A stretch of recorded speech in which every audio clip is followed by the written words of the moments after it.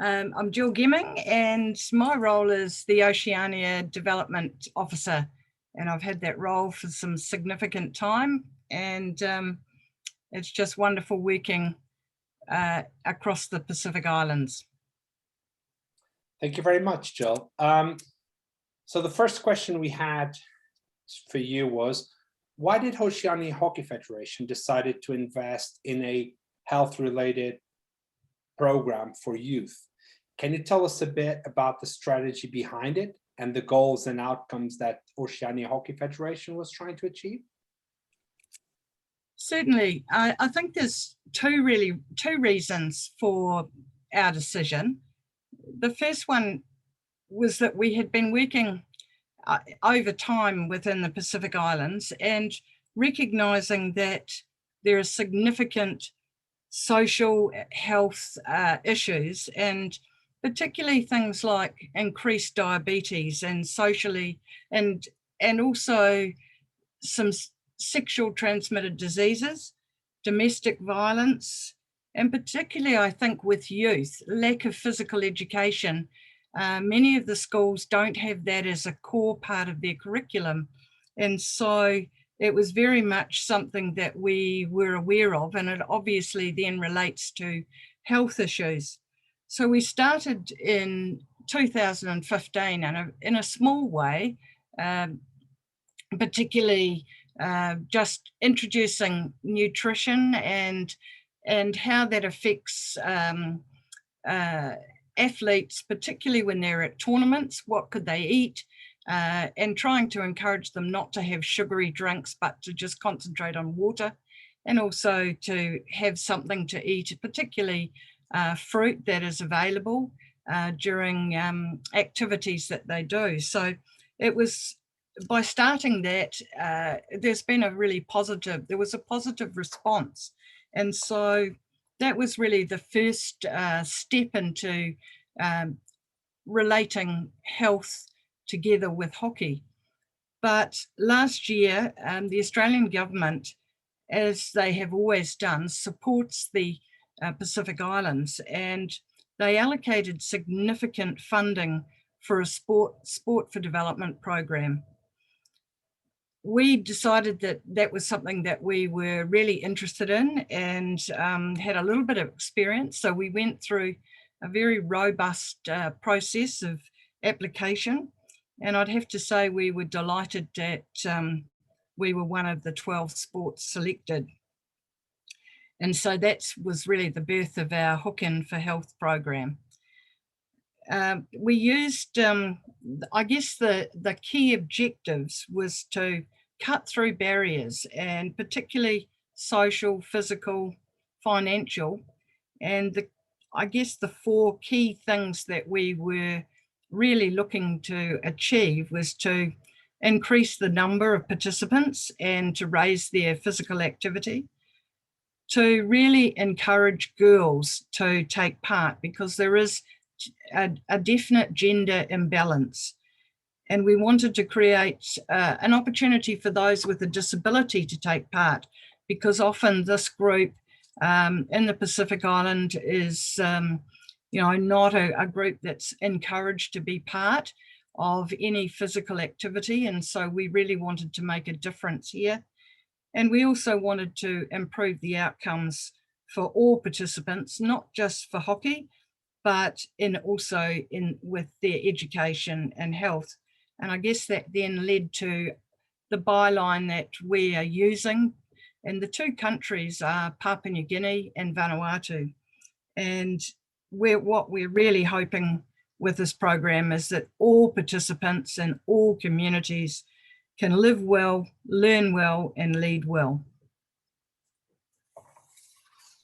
Thank you very much. It's quite an exciting project, I have to say.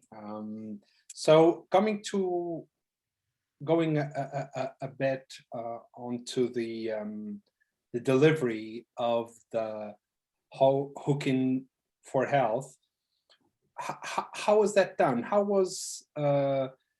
did Oceania Hockey deliver that, and why? Why did you choose to deliver the way you did? Well, it certainly has been a challenge to us, because one of the key aspects of the funding application was that we were to have non-sport partners.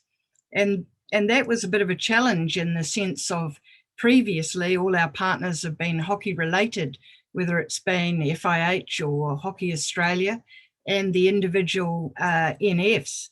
And so that sort of really posed a challenge to us as to where were we going to create some new partners. And to a certain extent, the first partner approached us in the very first meeting, and it's actually been an incredibly positive partnership, and that is with Family Planning New South Wales. And they then are providing sexual health workshops. They're supplying product for our participants, and also they've got some amazing workshops that are around boys and men's responsibilities.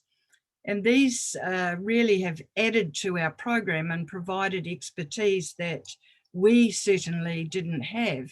But they were also keen to have a sport that had both genders involved. And so it was a very positive relationship that developed.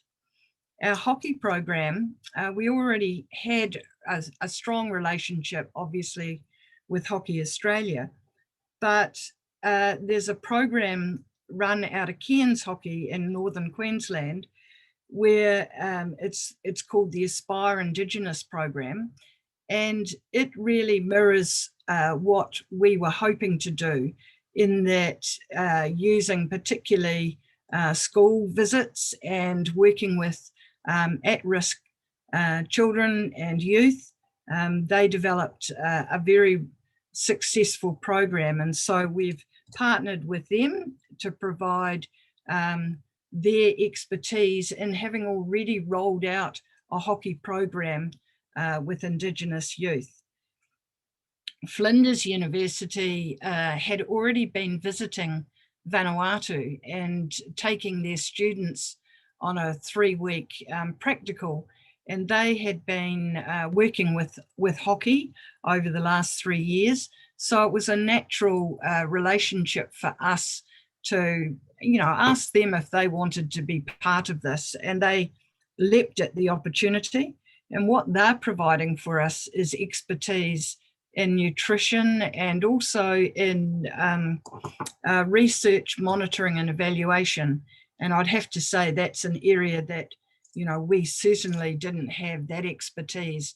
And when we had been in a similar sort of program previously with the Australian government, that was an area that, certainly Bob and I, really struggled with to, sort of how did we evaluate it, with little funding. And so, and I guess the other key partners were Vanuatu Hockey Federation and Papua New Guinea Federation.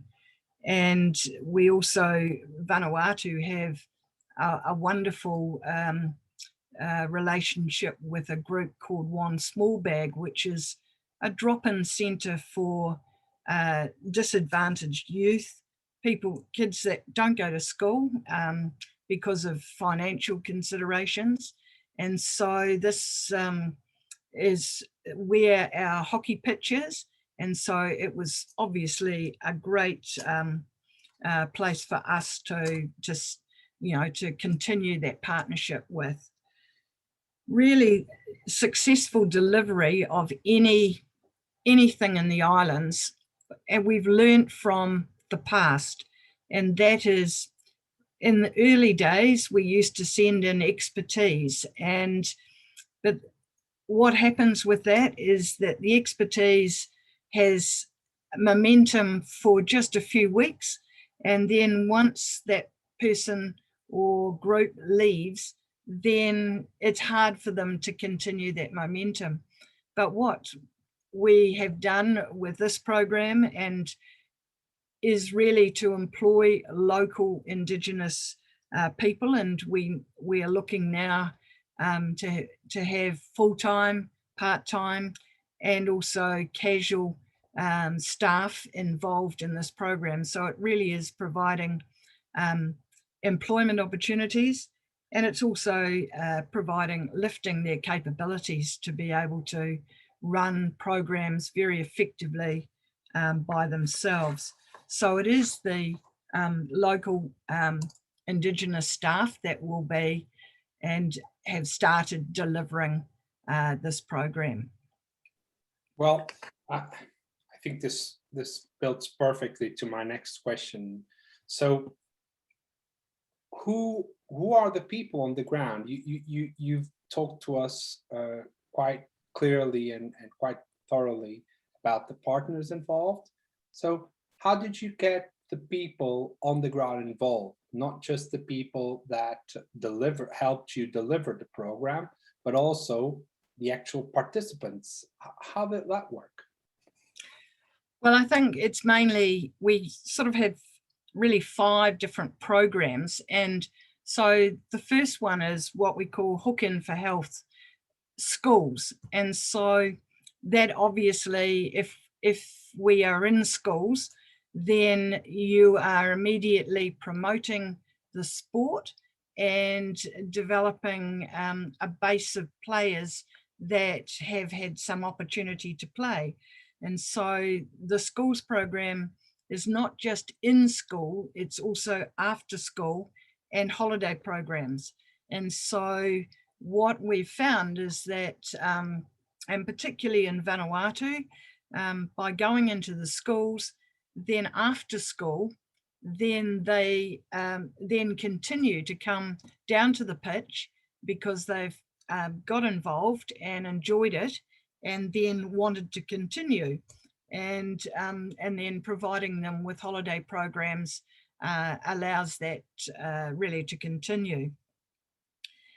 The second program is what we call the Port Vila program. So it's centered on the main centre, and really what we're looking there is to provide an opportunity for a disability program. And again, it's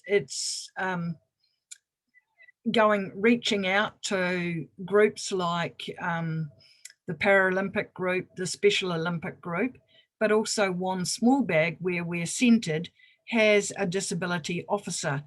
And so those groups have really welcomed the fact that we are providing an activity that their participants can join in with. The third part of it is what we call the Outreach Village program, where the development officers and the helpers go out beyond the main town of Port Vila, and there's 3 villages that are on the northern side of the island, and they go out there for the full day and work with the 3 schools, the village schools, as well as and this is where it really becomes interesting, in that after the schools have had their program, we have a program called Mamas in Hockey, and that is for the women in the village who have never actively taken part in any physical activity. And this allows them to come out when their kids have gone back into school and then have an opportunity to play together and just have fun and enjoyment. But it's also an opportunity then for us to talk about nutrition, to talk about their health issues.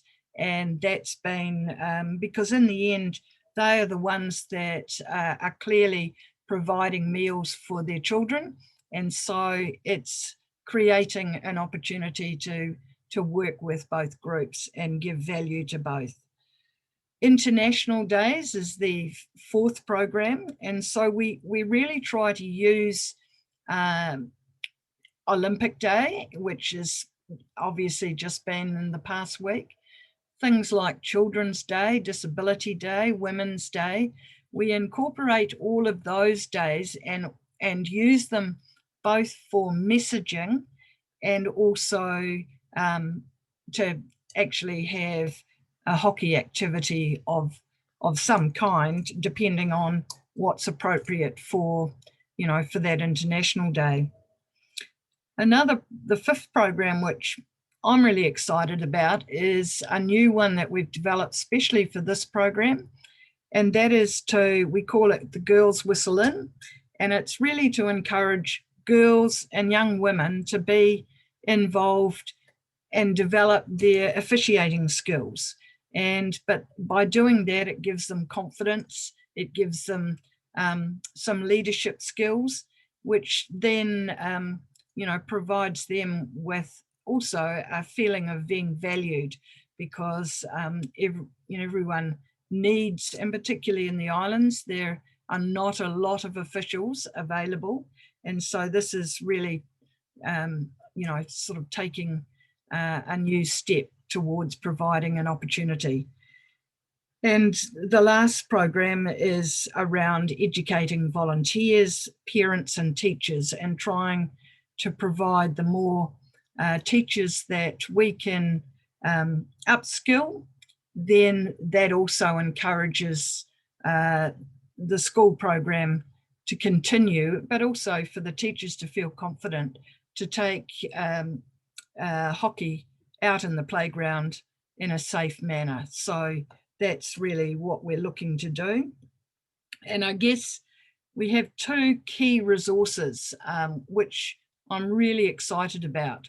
Aspire from Cairns, you know, developed the base resource, and now together with our partners, we've really created a major document which covers hockey, health, well-being, all in the same booklet. And we call it My Hockey Journal, and all participants get a copy of their own copy of that journal. And it means that they can do it with their development officer during a session. So they can do a page on you know, something like goal setting, and or they can continue on in class with their teacher after their session, or they can take it home and do it with their parents and just find out a little bit more about their own family tree, for instance, is one of the pages. And so that journal underpins the whole program, and it's able to be used sort of a bit like a chocolate box, where you can either go through it page by page, or you can take out individual pages, and depending on who you're dealing with and the time that you might have. So that's really using Vanuatu as a case study, and PNG really follows the same pattern in that they have the same program, but obviously with slightly different outreach and a focus on Port Moresby rather than Port Vila. Well, that's fantastic. That's a lot I can think of. So since it's been now, what, 6 years, if I understood correctly, since you first started this. So well, 6 years since we started. We had our first funding in this program really 6 years ago. It was just a small amount of funding, but it allowed us to employ 3 development officers. And so that was really the start of this process to ensure that there was always someone on the ground. And it's evolved really since then to the program that we have launched in 2021. So if I was to ask you about a success story, one that you can think of over these 6 years, and another story where it was useful because you learned from something that didn't go exactly according to what you planned, what could you tell me about 2 different moments like these?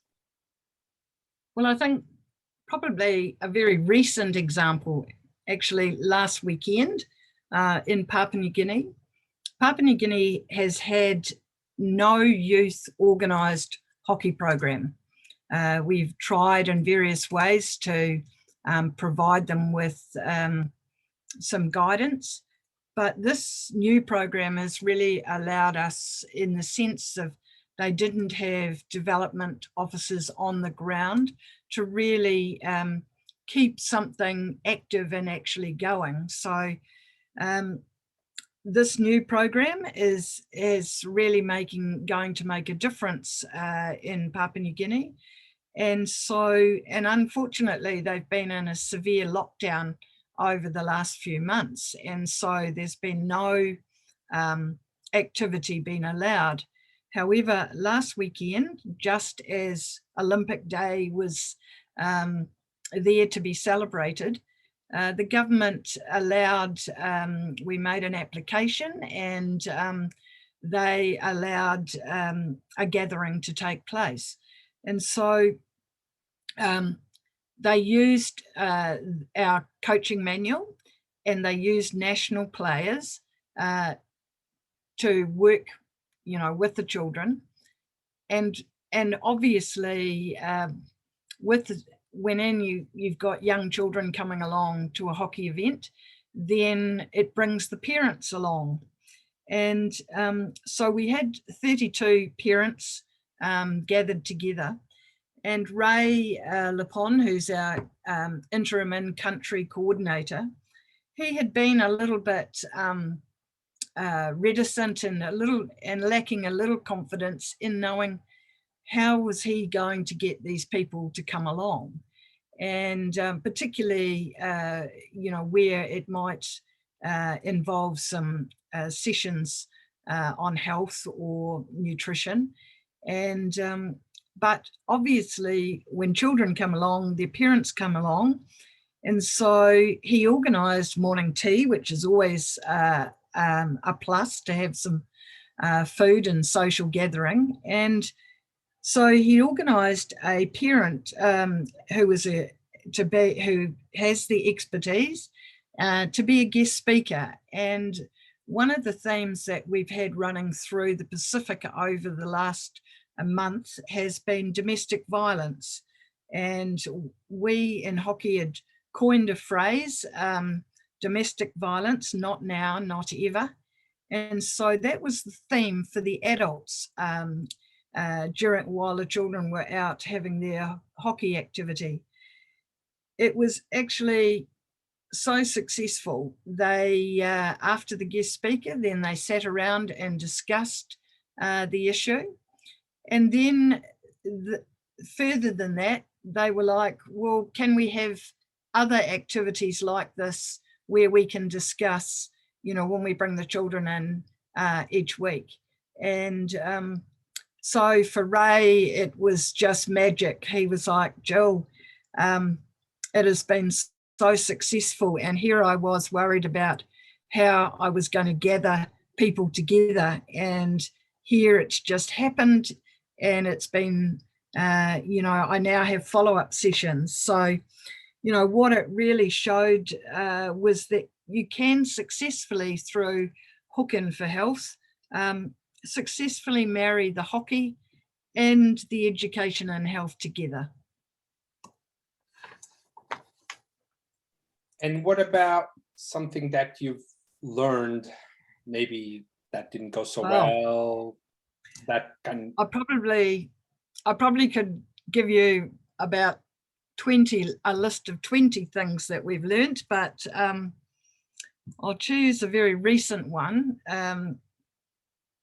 Obviously, for this new program, we've had to provide new equipment packs, because obviously for a hockey program to be delivered with youth, they don't have their own sticks and equipment, and particularly in schools.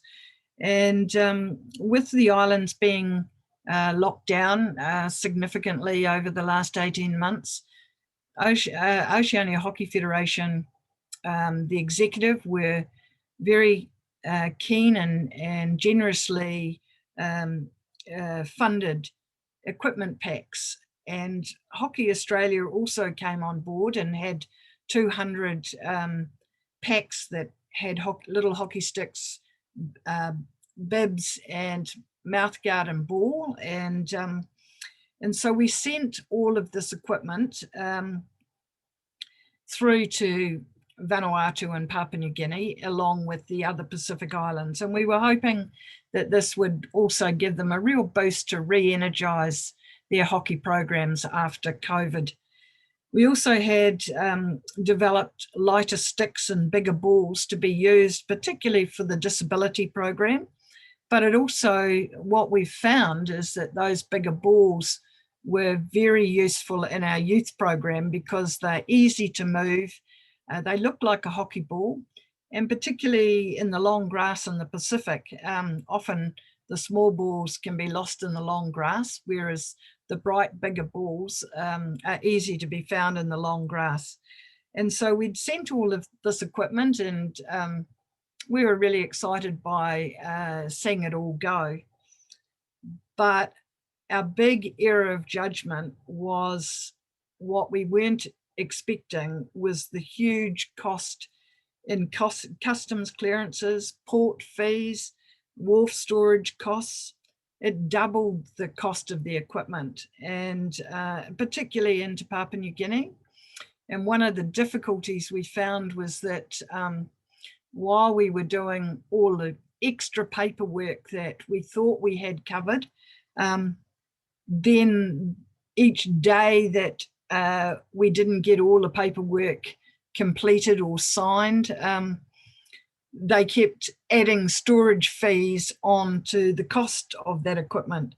So unfortunately, the budget was, blown out amazingly. And our Secretary General, Bob Claxton, was certainly not a happy man when he realised that he was getting extra bills regularly for paying for this equipment to be released. So we had to think of, because obviously we're going to need to send more and more equipment, and as the program grows and as it rolls out, hopefully into other Pacific Islands. So we went back to the Australian government through the project group that runs, oversees it for all the sports. And they have come back to us with the view that whenever we have equipment in the future, then we need to go through them and through the Australian High Commissions. And then we can either send the equipment in a High Commission container that goes regularly to the islands, or they can also assist us by notifying the government that's going into to clear it without all of the customs duties.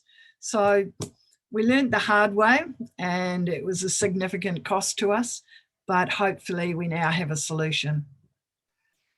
Yeah, it seems to that there's no other learning except the hard way sometimes. Yeah, it's interesting you said that, because we also had similar experiences in sending equipment abroad to some parts of the world where a similar situation to yours happened. So my last question is, what is your youth development dream for hockey? Well, here in Oceania, I guess it's to have this model rolled out successfully into all of our NFs and across the whole of Oceania. I guess it's also about understanding that we need to have a robust youth program that is really safe, but it's also very enjoyable, so that we're constantly getting new participants in, and this helps to build a really strong base of players, so that you've at all times, you are then building your numbers and participants, but it's also, you know, creating a active and healthy lifestyle. So that covers our live well area, and, you know, learning well, so that hockey is not just played out on a pitch, but it's also involving in school and also out on the pitch. And it has both a personal growth opportunity for those that are involved, and provides a really healthy lifestyle and enjoyment with hockey, and creating friends as they do it. And that's really important for them to have friends and to be in a team environment. And I guess the last bit is the lead well section, because that creates confidence, it develops their leadership skills, but it also provides us with capabilities in both hockey skills and giving back. And then if these youth leaders then start giving back and volunteering as an umpire, a coach, or at any events, then you know, looking forward in the future, hockey's in a really strong position, not just in the Pacific Islands, but also these, I think Australia and New Zealand have both really been very supportive of this program, and have been very interested in you know, looking at the resources that we've developed, and particularly my journal, and looking at how that could be utilised in any of their programs as well. So I guess that's what I would really love to have, and to have Indigenous local development officers in every one of our Pacific Island countries, to just keep that momentum going.